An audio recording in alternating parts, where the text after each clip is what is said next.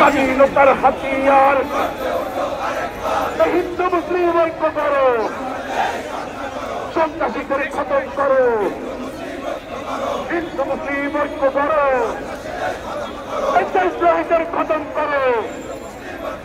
এই দিল্লি না ঢাকা, এই গোলামি না আজাদি, এই গোলামি না আজাদি।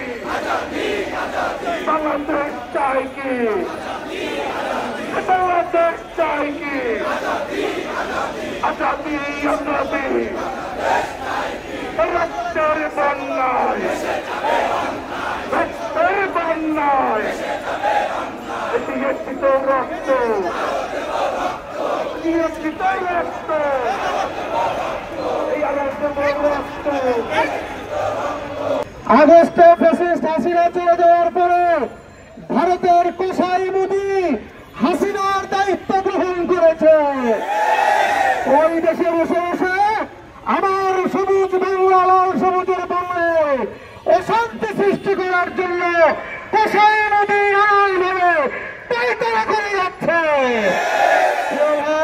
আমরা বলতে চাই, বাংলাদেশের জনগণ ভারতের বিরোধী নয়, কিন্তু বাংলাদেশের জনগণ যেভাবে ফ্যাসিস্ট হাসিনার বিরোধী, ঠিক তেমনি ভাবে ফ্যাসিস্ট কসাই মুদিরা বাংলাদেশের জনগণ বিরোধী।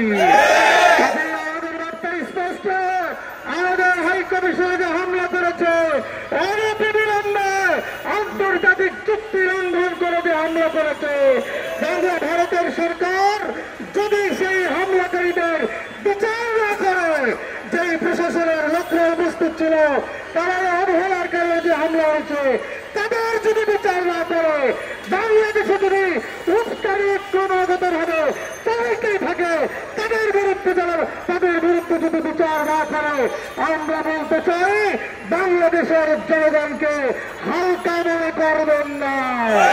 বাংলাদেশের জনগণ কিভাবে জবাব দিতে হয়, এদেশের জনগণের তার চাওয়া আছে। সেই পথ এবং পদ্ধতি জনসচেতন ঠিক কিনা।